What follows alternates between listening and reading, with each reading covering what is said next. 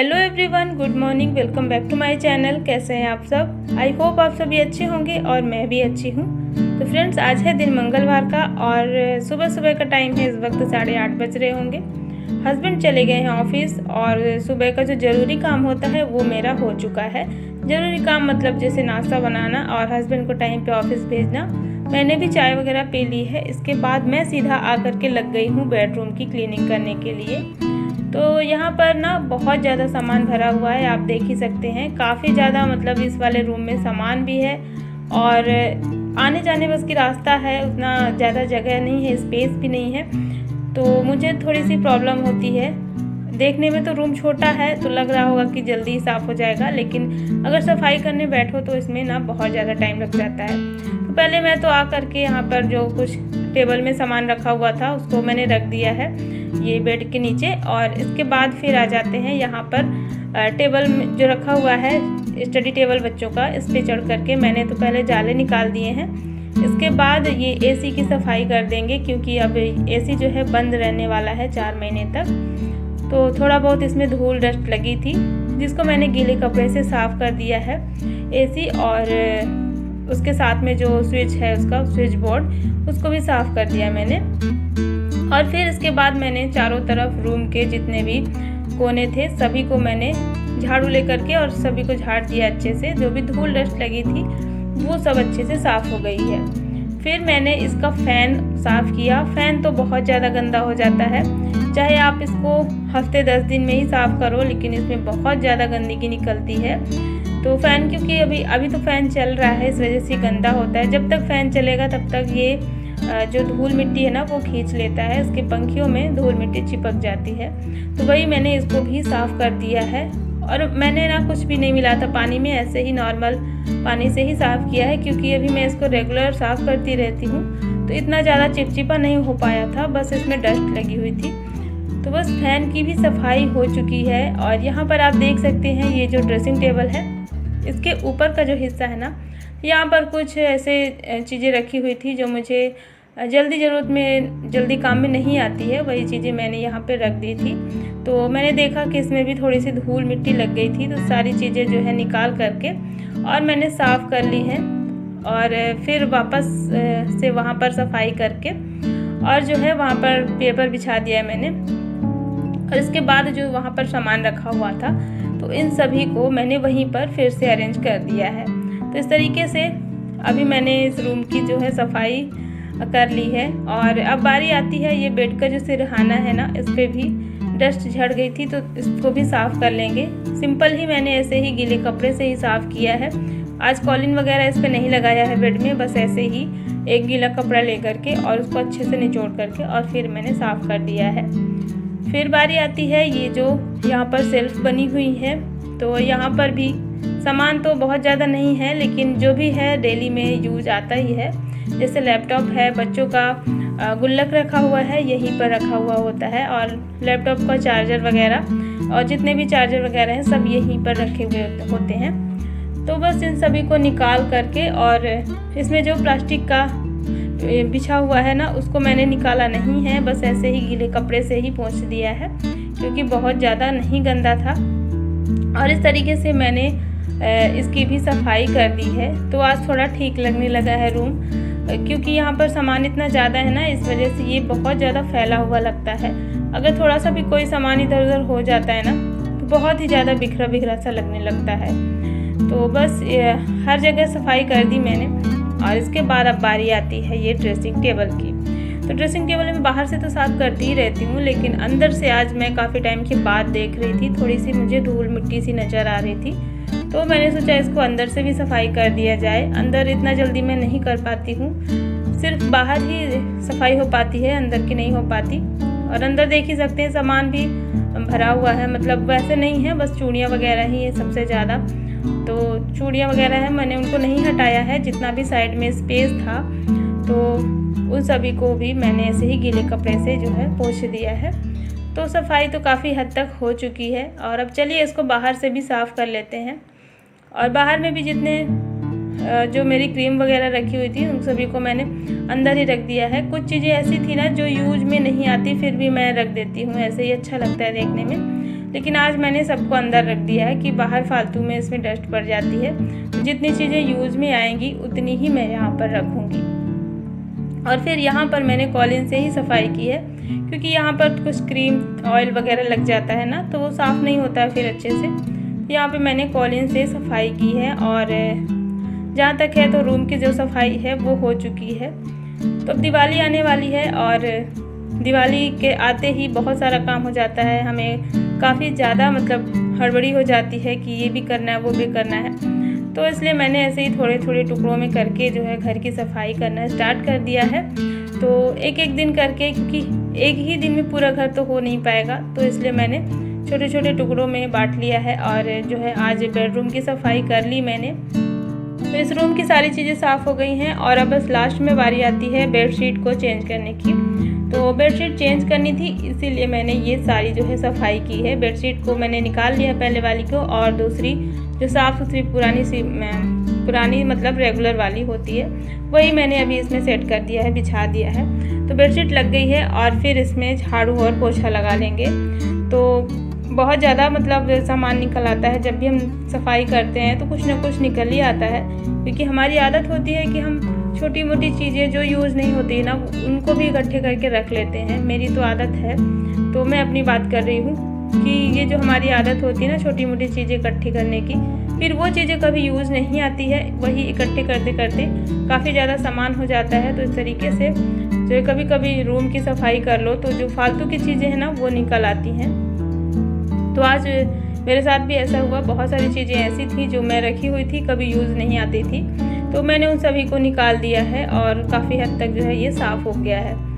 और रूम में सामान बहुत ज़्यादा है, मैंने बताया है, तो थोड़ा सा सफाई करने में ना प्रॉब्लम हो जाती है। मतलब इधर से उधर आप देख ही सकते हैं, जैसे पोछा वगैरह अगर लगाओ ना तो बहुत ज़्यादा टच होता है सामान, क्योंकि सिर्फ आने और जाने की जगह है। जितना आप देख रहे हैं ना सामने, बस इतनी सी ही जगह है, तो थोड़ा सा आराम से ही काम करना पड़ता है। क्योंकि अगर बड़ा रूम होता है ना तो सफाई करने में जल्दी होता है, लेकिन अगर रूम छोटा है और ऊपर से सामान इतना ज़्यादा हो तो थोड़ा सा प्रॉब्लम होती है। लेकिन फिर भी मैंने जो है सफाई कर दी है रूम की। तो चलिए अब क्लीनिंग करने के बाद फिर आ जाते हैं किचन में, और टाइम हो रहा था लंच का। तो जब मैं सारे काम कर रही थी तभी मैंने दाल चढ़ा दी थी पकने के लिए। तो मेरे जो सफाई करते करते ना ये जो दाल है वो पक गई थी। और दाल आज मैंने बनाई है चने की दाल अच्छी लगती है। तो यहाँ पर बस दाल पक गई थी और मैं आ गई थी। इसके बाद इसको मैं अभी तड़का लगाऊंगी। तड़का लगाने के लिए मैंने ऐसे ही प्याज, लहसुन और हरी मिर्च से ही तड़का लगाया है और 2 टमाटर डाल दिए हैं इसमें। तो काफ़ी अच्छी लगती है चने की दाल। तो यही है आज का हमारा लंच, सिंपल सा। और ये सारे काम करते करते ना कब टाइम निकल जाता है बिल्कुल भी पता नहीं चलता है। मतलब अगर किसी काम में बिज़ी हो जाओ ना, सफाई है या फिर किसी भी काम में, तो समय इतना जल्दी निकल जाता है। और आजकल तो और भी समय ऐसा लगता है कि बहुत कम हो गया है, बहुत छोटा होने लगा है दिन, अभी से ही महसूस होने लगा है। तो थोड़ा सा भी अगर कुछ काम करने लग जाओ तो उसी में जो है हमारा टाइम निकल जाता है। तो वही मुझे लग रहा था कि लेट हो रहा है, जबकि अभी इतना ज़्यादा लेट नहीं हुआ है, लगभग 11 बज रहे हैं और टाइम से ही मेरा जो है लंच भी बन गया है। यहाँ पर जो दाल है ना थोड़ी सी ज़्यादा पक गई थी, तो गाढ़ी हो गई थी। इस पर मैं डाल दूँगी थोड़ा सा पानी और इसको थोड़ा सा बॉईल कर देंगे। और इसके बाद मिल रही हूँ मैं शाम के टाइम पे। आप देख ही सकते हैं अंधेरा हो चुका है, लगभग 6 बज गए हैं। तो शाम का ये समय है और यहाँ पर मैं अभी चाय बना रही थी। साथ में ना मैं दही मंगाई थी, तो थोड़ा सा दही मैं खाने के लिए जो है जमा रही थी। और जो इसमें थोड़ा सा दही बच जाएगा उसको मैं डाल दूँगी मलाई वाले में, क्योंकि उसमें ना जामुन नहीं डला हुआ था। पिछली बार जब मैं दही निकाली थी तो उसमें इसे रखना भूल गई थी। तो बस यहीं पर ये सारी चीज़ें कर देंगे और चाय वगैरह बना करके सबको दे देंगे। इतने में जो है बच्चे भी खेल करके आ गए थे और उनको थोड़ा सा कुछ खाने का मन हो रहा था। तो बच्चों की ना आजकल छुट्टियां हैं, तो शाम के टाइम पे उन बोलते हैं मम्मा मुझे कुछ खाना है, कुछ अलग खाना है, ये डेली वाला नहीं, कुछ अलग बनाइए। तो वही मैं यहाँ पर मलाई निकालने के लिए दूध देखी, तो 2 दिन का दूध बचा हुआ था टोटल, मतलब इसमें 4 लीटर दूध बचा हुआ था। तो क्योंकि 2 दिन से हम लोग घूमने चले जा रहे थे, रात में आते थे, काफ़ी देर हो जाती थी, तो किसी को मैंने दिया ही नहीं। 2 दिन से दूध इकट्ठे हो गया और ये 4 लीटर हो गया था। तो 4 लीटर में से मैंने थोड़ा सा अभी चाय बना ली है और थोड़ी सी मैं रख दूँगी कल सुबह की चाय के लिए, और जितना भी दूध बचा हुआ है ना उसको रख दूँगी पकने के लिए। और मैं इसकी आज बनाऊँगी खीर चावल की। तो यहाँ पे मैंने चावल को ना धुल के रख दिया था 15 से 20 मिनट पहले, और इसका जो पानी ना अच्छे से सूख गया था, मतलब जो चावल है वो पानी अच्छे से अब्जॉर्ब कर लिया था और इसमें पानी बिल्कुल भी नहीं था। तो फिर मैंने इसमें 1 चम्मच घी डाल करके और चावलों को अच्छे से भून लिया है मीडियम आंच पर। जब सारे चावल चटक गए थे फिर उसको मैंने उबलते हुए दूध में डाल दिया है। और जब तक खीर हमारी पक रही है तब तक चलिए देख लेते हैं यहाँ पर एक नई रेसिपी। तो यहाँ पे मैं बना रही हूँ चाउमीन, और चाउमीन ना बच्चे ही बोल रहे थे मम्मा कुछ अलग बनाइए, थोड़ा सा तीखा चटपटा खाने का मन कर रहा है। तो खीर जब तक मेरी पक रही है तब तक मैंने यहाँ पर बहुत सारी तैयारियाँ कर ली थी। ये है सोया बड़ी, जिसको मैंने भिगो के रखा था 10 मिनट के लिए, और जब ये फूल गया तो उसको धुल करके पानी निचोड़ करके रख लिया है। और थोड़ी सी ये पत्ता गोभी है, हरी मिर्च है, बारीक कटा हुआ प्याज है, आलू ले लिया है मैंने, और साथ में टमाटर है, और साथ में है 1 चम्मच की लगभग ये कुटी हुई लहसुन है। तो चलिए अब इसको बनाते हैं। और बच्चों को बहुत जल्दी थी, मम्मा जल्दी से बनाइए। तो यहाँ पे पहले मैंने एक बर्तन में पानी रख दिया था गर्म होने के लिए, और इसमें डाल देंगे सारी चाउमीन के पैकेट को खोल करके।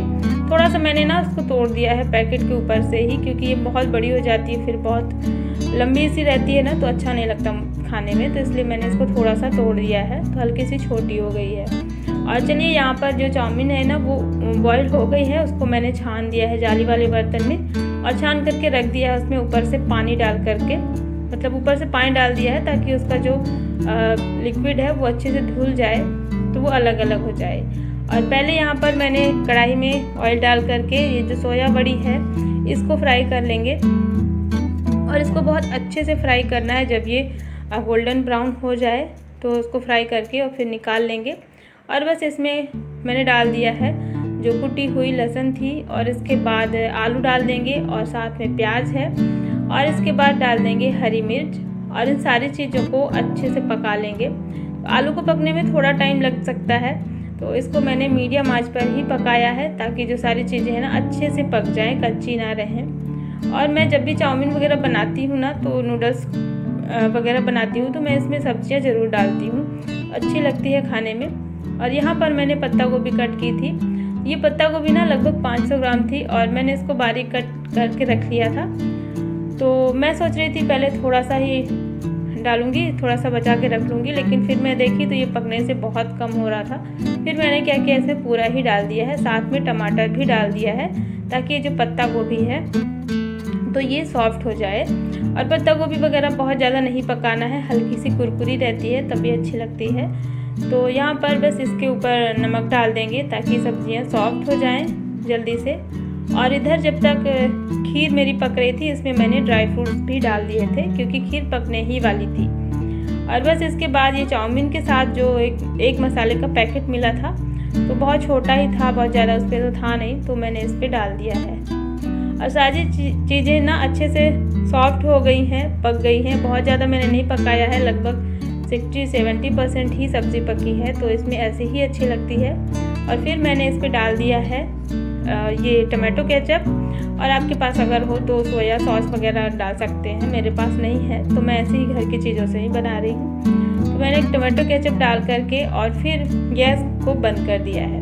इसके बाद ये जो चाउमीन रखा हुआ था, आप देख ही सकते हैं ये अच्छे से ठंडा हो गया था, मतलब नॉर्मल हो गया था, गर्म नहीं था। फिर इसको इसमें अच्छे से मिक्स कर देंगे और कुछ इस तरीके से बन गया है हमारा ठेले वाला चाउमीन। तो काफ़ी अच्छा था, बहुत टेस्टी बना था, बच्चों को मेरे बहुत ज़्यादा पसंद आया। तो चलिए अब इसको अच्छे से मिक्स कर लेंगे और इसके बाद फिर सर्व करते हैं। और अगर मैं कुछ भी बनाती हूँ बच्चों को पसंद आता है ना, तो मुझे सबसे ज़्यादा खुशी होती है कि चलो ठीक है, मैंने जो भी बनाया है वो मेरे बच्चों को पसंद आया। तो चलिए अब सभी के लिए सर्व कर देते हैं। और देखिए मेरी खीर भी बन करके रेडी हो गई है, और पकने के बाद इसमें ऐड कर देंगे चीनी, और खीर बन करके तैयार हो गई है। लेकिन खीर तो ठंडी ही अच्छी लगती है, तो तो पहले हम गर्मा गर्म जो है चाउमीन सभी को दे देते हैं। ऊपर से मैंने डाल दिया है थोड़ा सा टमाटो केचप और ये खाने के लिए रेडी है। और यहाँ पर मैंने खीर भी निकाल के रख दी है, क्योंकि ये जब ठंडी हो जाएगी तभी खाएंगे। तो इसको मैंने थोड़ा सा प्लेट में निकाल दिया है, क्योंकि ऐसे अगर इंतज़ार करेंगे तो काफ़ी देर हो जाएगी। तो चलिए फ्रेंड्स, अभी हो गया है 7 साढ़े 7 बजे का टाइम और मैं यहाँ पर कर लेती हूँ किचन की सफाई। इस वीडियो का यहीं पर करती हूँ।